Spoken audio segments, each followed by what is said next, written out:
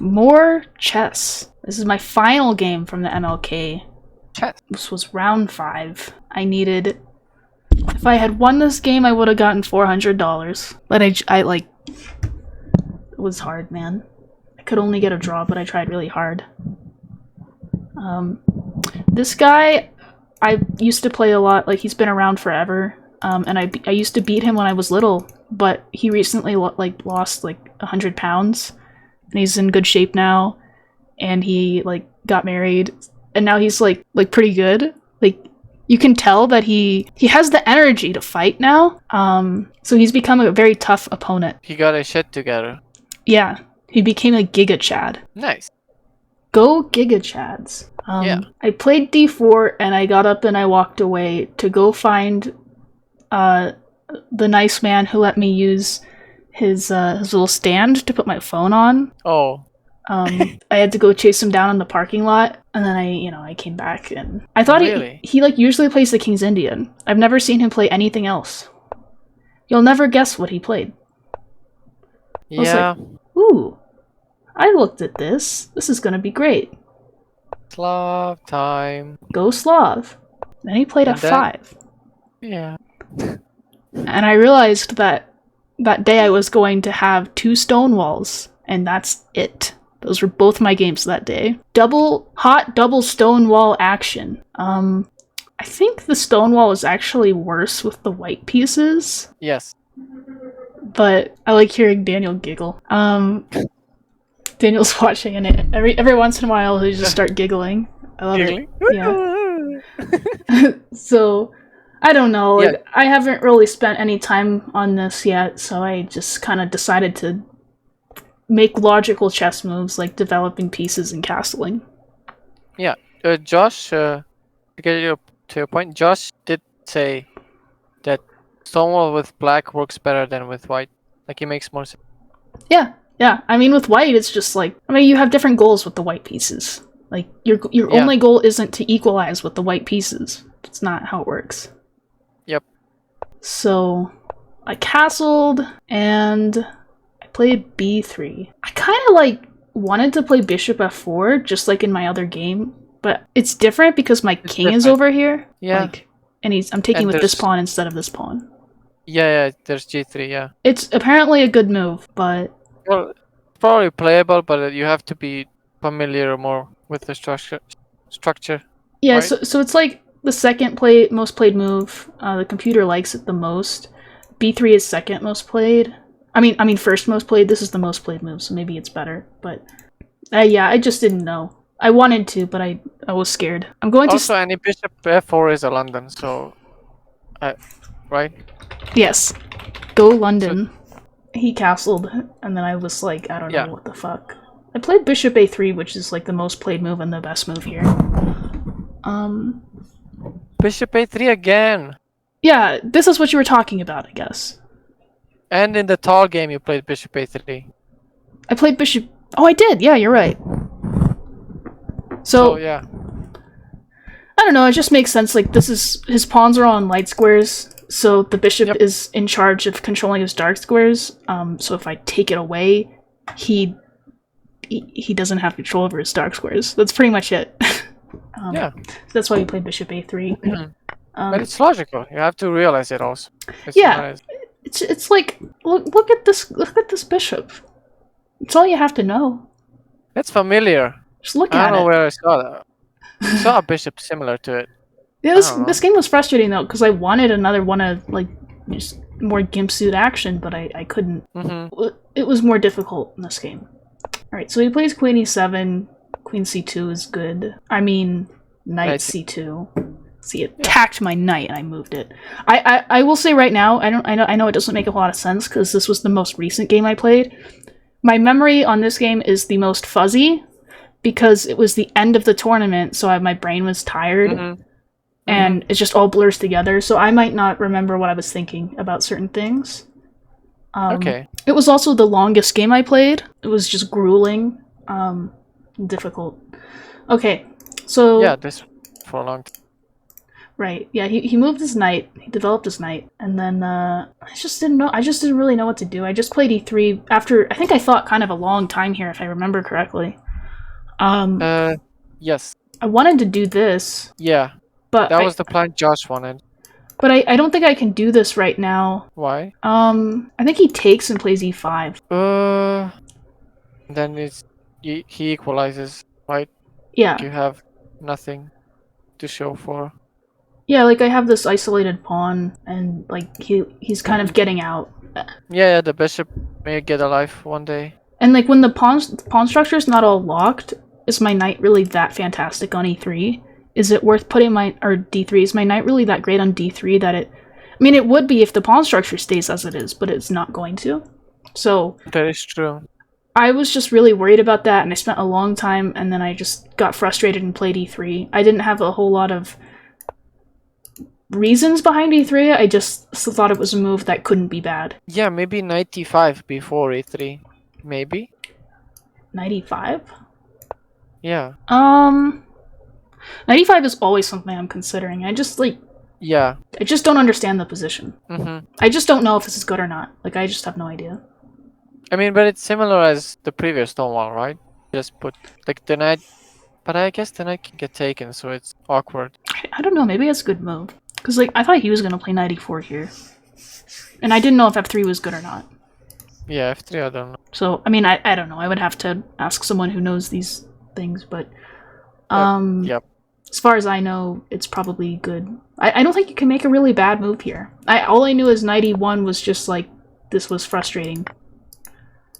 Yeah, this just equalizes for black very, very easily. Yeah, and he just doesn't have as many problems anymore. Sure, I think I have pressure along the b file. Maybe that's where my play is, and this bishop is bad. So maybe it is better than I'm giving it credit for. I could, because you can, if you weaken that diagonal, your bishop gets open. Like if I could do this, and if he tries to stop me, then he's weakening the square. Yeah. Clamp down on that, and then, you know, his bishop just sucks. Maybe, but then it's like this all happened because of knight e1 with the idea of knight e3, and I don't know if that's worth this. I think it's another one of those things with not being able to separate a start of a game from where you are right now. Like, thematically, I like things to just flow. I like games to flow. I don't like it when they, like, are always changing and, like... I don't mean, like, I don't like dynamic positions. That's not what I mean.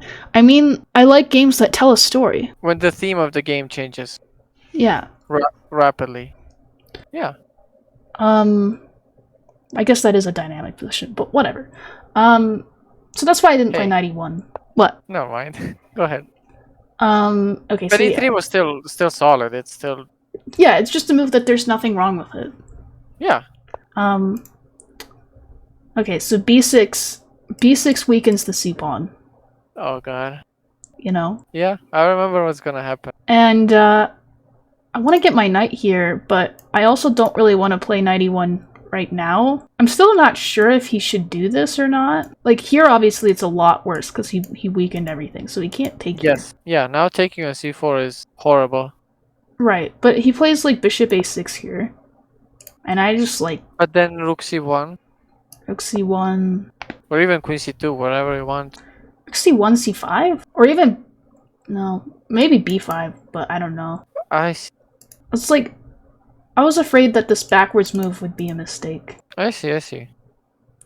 Knight d1 is very tricky. It's easier to just... I would love to have my knight on d3, but I also just, like... I want to go forward. So... It takes time. Yeah. I thought if I can go forward, then I will do so. Also, trading the queens would make this a lot easier for me, I think. I'd like to go into an endgame. So I played queen e1. And I have this idea or this idea attached. Oh, so even queen b4. Okay. These were my two ideas. Yeah, we only saw knight b4, I think. Yeah, it's kind of like when I played bishop a3 to trade off the bishop with his dark square control, because now his queen is doing that job. So if I trade off the queen, then he doesn't have anything doing that job. Yeah, okay. Logical. So yeah, that's why I like queen e1. He kind of walked face first into it, but I also don't really know how, like, what does black do here? It's kind of hard to stop. Like, he doesn't want to play a5 here. I don't think. Maybe he does. I don't think he does, though. I don't think so. Because then he will take on d4, d5, I think, and play rook c1. Did you guys analyze anything specific here? I don't think so. I think we were just looking. Yeah, because he played this instantly. Yeah, could be. I remember he just did it right away.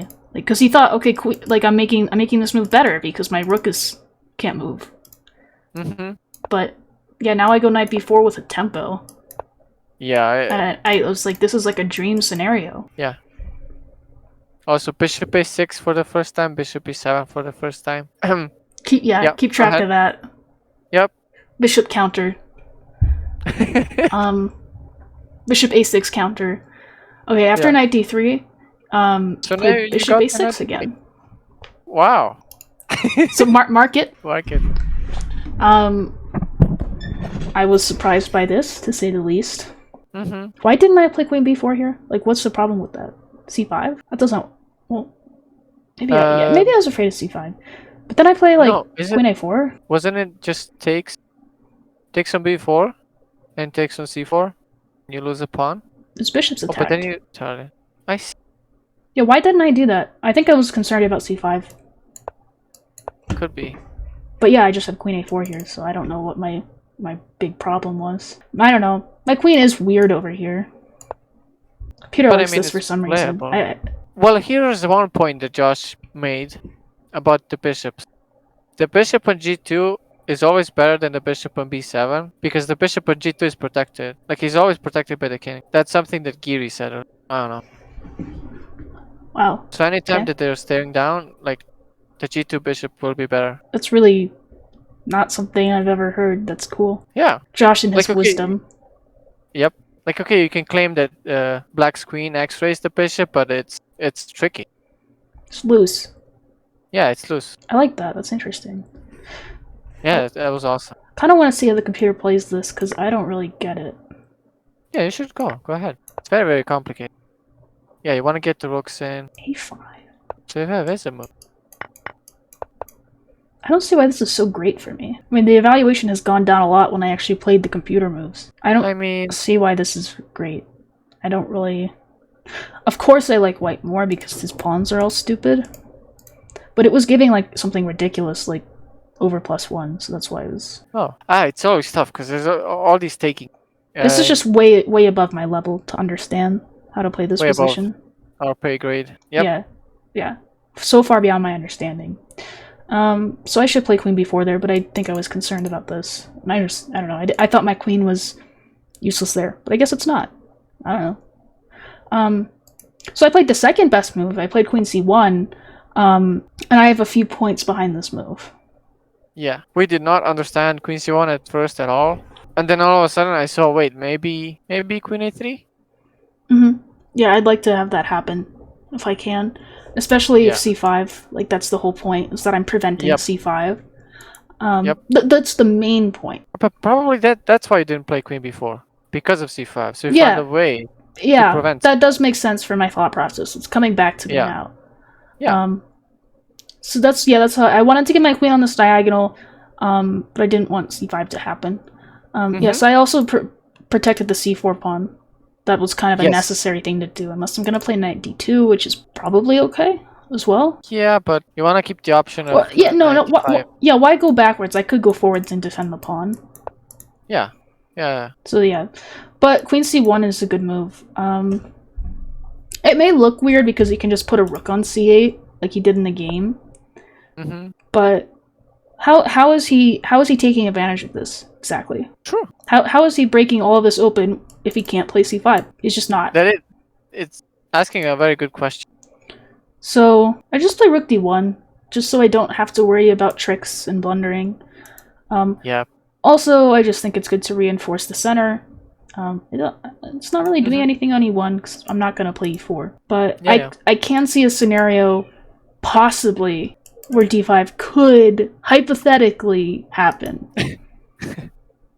Almost never will, but like it's way more likely than e4. That's all I'm saying. Yeah. Well, also I defended my knight. Sorry. Yeah. Also in the lines that we were looking at, like right before, Mhm. You put your rooks on c1 and d1. Like Mhm. that's where the rooks will go. That's where the breaks happen. Right. So he doesn't have a whole lot to do. Like it's. I thought it was frustrating for him that he can't play c5, and that it was a mistake-inducing position because he has no plan. That's a lot of the time where people make mistakes, is where they don't know what to do, where they feel like their position is fine, but they don't know what to do with it. So my opponent made a mistake. 94. So what is 94 doing? Not much, but it's honest work. Partner. So the knight is just like not doing anything here. It's another one of those things with Stonewall players where they like to get their knight there even if it does nothing. So I just simply respond with knight f5. And a lot of the time I'm actually threatening this, but not in that move order. The one I did hung my queen. But, okay, like this move order, sometimes it's hard to get to work because, you know, my knight is pinned. Hypothetically. I'm just saying hypothetically, the pawn is under a little bit of pressure. Yeah. I see what you mean. And then, like, your bishop is gonna roar. True. Yeah, and I could also, like, do this. Exactly. Or just, there are even scenarios where I'm gonna take this. Taking the, yes. So my opponent is under pressure, so he makes another mistake. c5, the point of queen c1. It says this is inaccurate, but the discrepancy is like 0.2. Like the best move is plus 1.5 and mine is plus 1.3. So I don't really even understand why that would be inaccurate. It doesn't matter. My point was queen a3. I guess knight d7 is better because now we go here. No, we don't. We take here. Okay, I was looking at lines where I take on a7, and it was so hard to figure out if my queen was getting trapped or not, and I was convinced it wasn't, but I was looking at it in the move order of queen a3 first. But I can actually just take this here, which is crazy. Because if you take on d7, then b6 is not protected. Oh. Daniel just came in here to brush his teeth.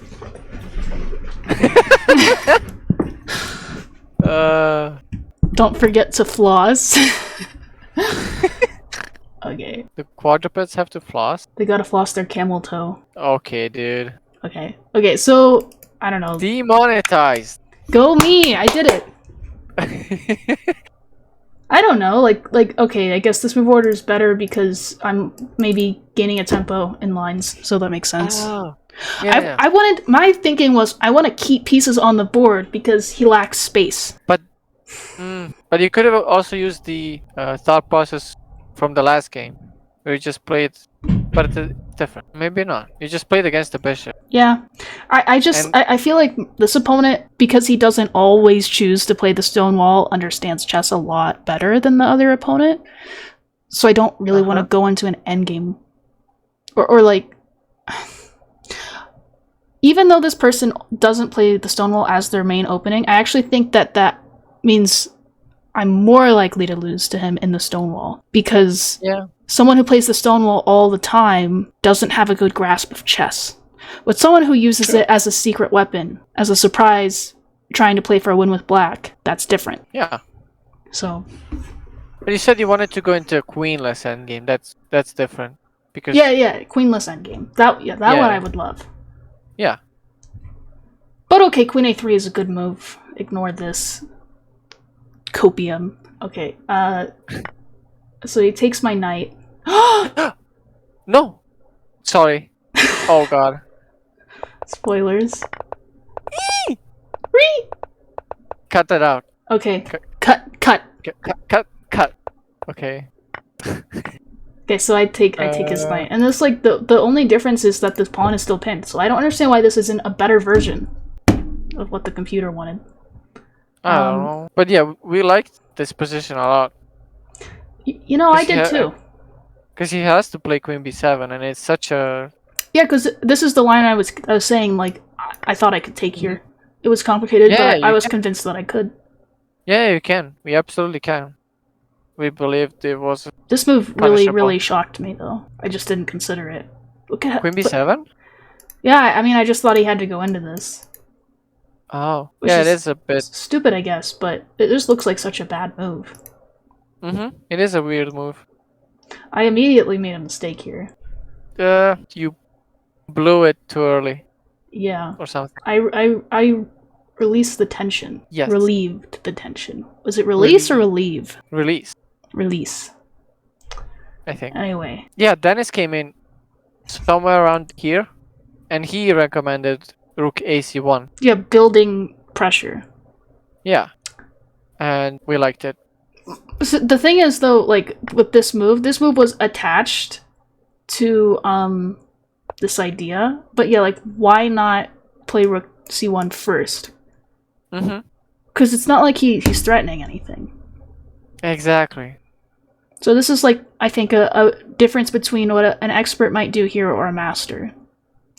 Actually, I think most experts would probably play rook c1 here. I'm just not an expert. So, Ex-expert. I'm an ex-expert.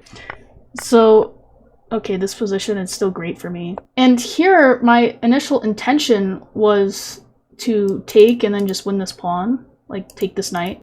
But it was like, I think part of me, because I knew people were watching, I didn't want to give up my bishop, because in case it was a bad thing to do just for a pawn. Mm-hmm. I think that was part of it. I can understand. I mean, your king is weak, but I also was like, I probably have better here, and I should find it. But I don't have better. Yeah, sadly.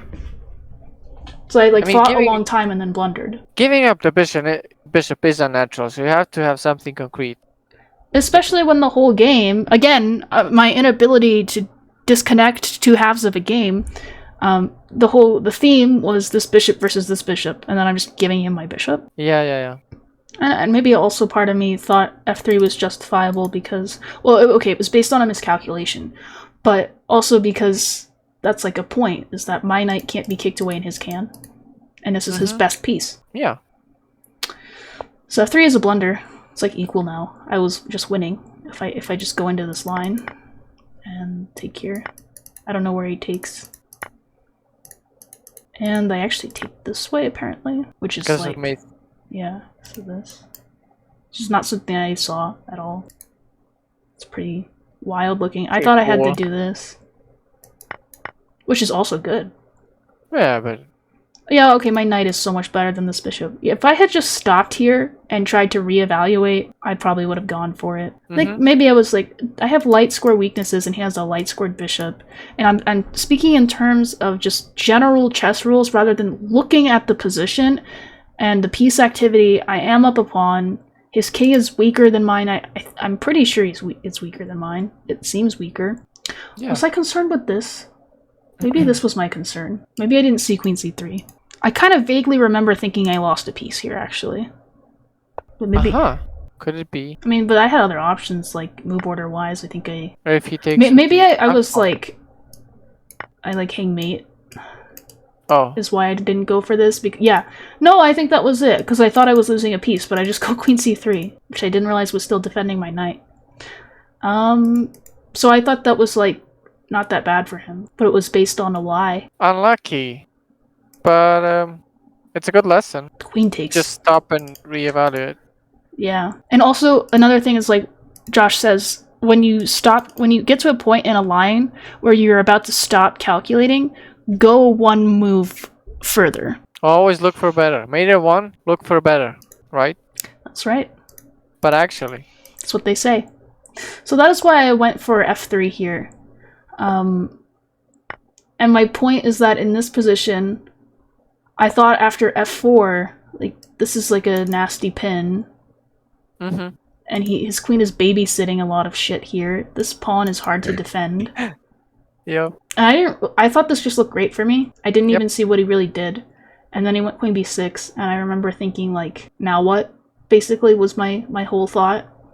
Now what? I don't think I realized that he could step out of the pin. Because I was like, he can't ever step out of the pin without undefending his bishop, but then he did just that. Unlucky. Ugh.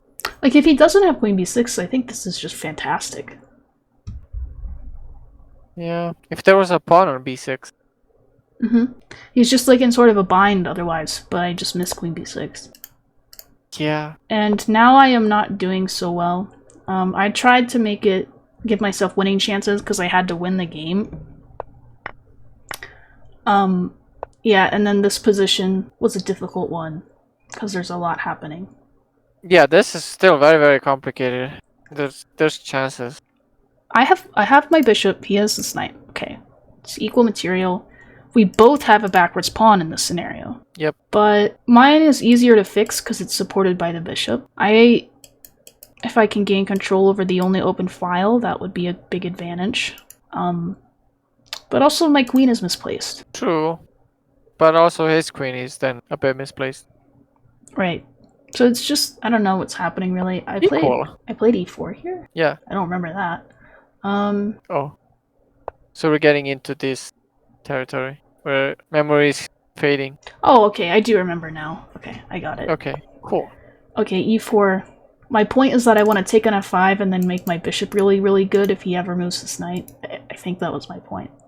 I had even considered like rook d5 just to be silly, but I don't think I would actually do it. Okay. And then this he took on d1, which was disgusting. Well, this position poses a problem. Because either I have to give him this open file and have a queen on it, or I move and I give him the open file and let his rook in, which is, I thought, hideous. So it's white to play here. I found the best move after like a lot of thought. You know, just white to play. I won't spoil it. Hello, Elite, looking at my chess games. No, but why would they think? The reason why we thought rook d1 was bad, rook takes on d1 by black, was because we thought that black had more pressure even with the rooks on. With the rooks on? Yeah. If I recall correctly. How? Because we thought this rook is useless, I think. This rook is more likely to have a use than that one, I thought. I'm trying to remember. I liked rook takes d1. I thought that was definitely the best move. Maybe we thought the bishop was going to be better than the knight in the endgame. Maybe? I mean, it should be. We have a cheater in the chat. Alright, well, George just said the answer. Okay, so... fucking George, dude.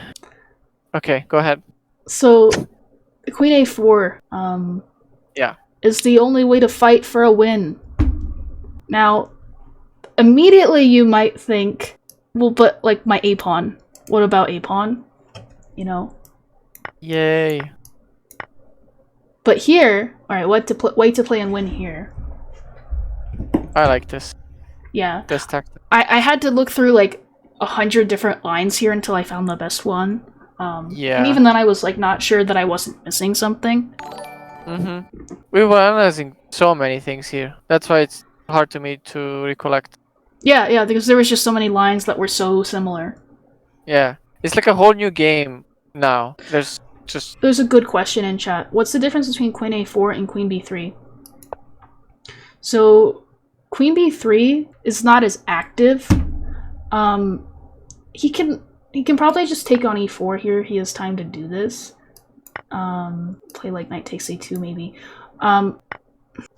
I liked queen a4 because, like, this is a mate threat a lot of the time. Yeah.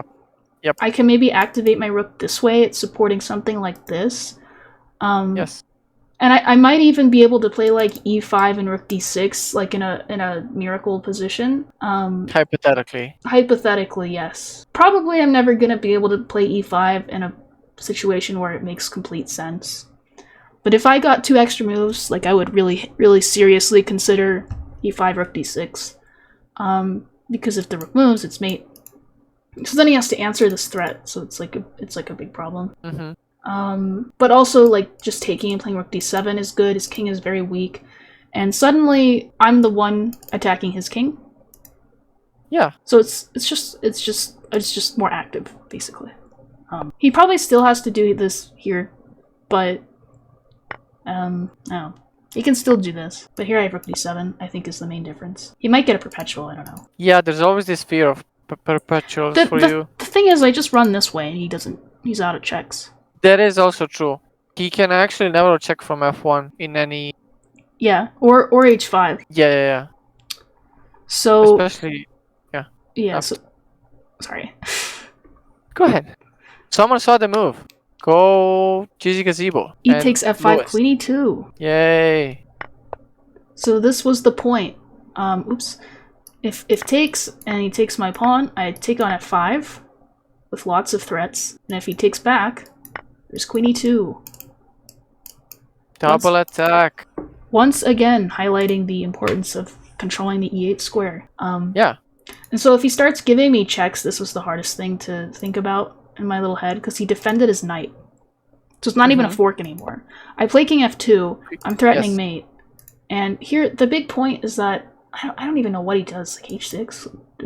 Something gross. But we thought h6 was leading to mate. It is in some cases, because of like the light square control with my bishop. No, play h6. Why?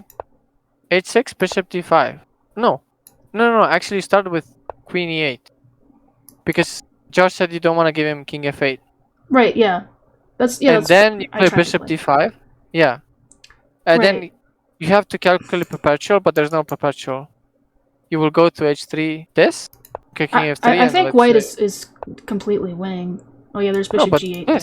Yeah, bishop g8. I remember seeing all these mates. I'm just like, there was one scenario where it wasn't working. I don't even know how to recreate it. But yeah, you could play king f8 here, maybe. But then I have bishop c6. So it just looked like... I didn't really have everything completely worked out to the end. I saw a few lines where he gets mated if he just like does something stupid. Let me check the time. I thought it was worth his pawn... worth giving him a pawn in order to have his king just getting, like, creamed, you know? Lack of a better word. So, well, I have no idea the time because there was pieces in front of the clock. I might have... I wrote it down, but I threw away my score sheets, so... It's okay. And yeah, I was like, I don't know, his queen has to stay here babysitting this knight. This knight takes a long time to get out. So even if I miscalculated a mate in some line, I just put the bishop here at the very least, and I run away from checks, and then my activity is just worth so much. So white is completely winning. Was the conclusion I came to. So that is why queen a4 works. G6 is a fear move. Yeah. I did not respond correctly though. You're supposed to take, right? On yeah, I'm just supposed to do this anyway. I don't know why I didn't do that. That was like the point. I think it just like surprised me. And I was like, oh, my bishop's not getting in, so I'll wait to take until it's better. So I like started looking for other things. And oh, by the way, in some position I thought he was gonna play knight c2. I think it was here. Yes, knight c2 is tricky. I thought he was gonna go here. I didn't really know what was happening there. I was expecting that. This I was not, which is why I had to spend so much time here. Yeah, I played a3. I'm trying to remember my point. Oh, I remember my point. I thought knight d3 was impossible because he's just losing a piece. After queen c2, his knight can't retreat anywhere, and otherwise it's just attacked. And I saw queen d6, and I was like, that's fine, I go here. F1. Yeah. I didn't know this was check. Yeah. I was like, who cares if he goes there, I just take it. Yep. And then I realized that it's check when he went here. But you should show what happens if queen d4 check. Like bishop f1, queen d4. Yeah, and then like, I don't know. Wherever you go, you get forked. Well, here I just go queen takes e4, so that's like good enough. He could also go knight f2. Knight f2, yeah, and you lose the exchange. And then like, I don't know, if I go here, use this. Yeah. So that was kind of devastating to miss. I tried to do something like semi-clever, and I don't know, at least in this position the knight is still pinned. Yeah. We still had hopes here. If I go here right away, he still has, or no, he doesn't. Oh, he just takes this. Sometimes there's, like, a tactic with this, though. So I have to be careful. Yep. So, that's why I take, trying to remember my thought process at this point. There's so much confusion. I played this game for, like, 8 hours. Yeah. So many sort of similar positions. Yeah. So you took, yeah. This is not good. This is also not good. Yeah, he has to go here. Oh yeah, I was expecting this, yeah. And then he didn't do it, and I was very confused. This is the move. Okay. Yep. I thought he had to do this here. Because if I take, he's this, and then it's like, his knight is very good. And I can always take back that way. Yep. So, yeah, I don't like this move, because then he, like, keeps a weakness on the board, so again, I'm, like, having hope that maybe I can win somehow. King F1 is a very good move. He can't ever take this, because he loses his little knight. This doesn't work, because of knight e5, I think, is good. Or knight b2. So I play king f1, and I'm trying to come in and get him. And if he has to take this way, then like my king can come up and blockade and take it, and I have a pass pawn. I thought I was winning. But after this, I kind of have to play c5. I can't defend it. Yes. King e7, and I played bishop c6, which I thought was a great move. I loved my position. I thought I was winning. Yeah, his knight is almost getting trapped soon. Right. We also had hopes. Yeah, his king has a wall that he has to go around. It just like worked out perfectly for him by miracle. Yeah, the one pawn move that will soon happen. Yeah, so king of d8, bishop b5 is good.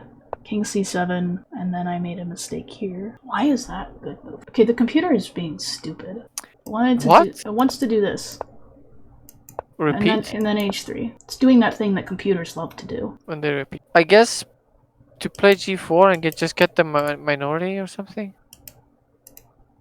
I guess, but I don't see how I'm like winning that. I guess I'm just not winning, but yeah, he has this miracle save even in this position, like it. Okay, computer gives like +2, but that's not always enough to win. So he has this miracle here. It looks like his knight is trapped, but he has a6, which I did see coming. But what I missed is that I can't defend my pawn. For some reason, I missed that. I also think I wanted to play c6, bishop c8, but he just defends the pawn. Like, I thought that was clever, but he just defends the pawn. and now this is just equal. Like, I can't do anything here. Yeah. I should just go bishop e8, which is like... That's again transitioning yeah! Oh no, why didn't I do this? Because this isn't actually a threat, because I just win the pawn. The knight is still trapped. Oh, I didn't realize that. Fuck. The knight is still trapped.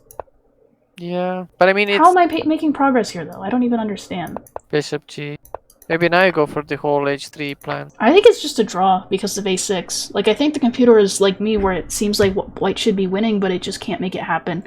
And the further you go down any of these lines, the more equal it gets. So, it's just a draw. Like, and he just found this great move. It's not that hard to find, because he knows that his knight's trapped, but... Yeah. You go process of elimination and find it. This was my one of my last hurrahs to try and win here. I'm trying to get g4 and it just confused the position. So g4 loses, but I really, really, really wanted to win, and I knew that I didn't really have any winning chances anymore unless he misplayed here.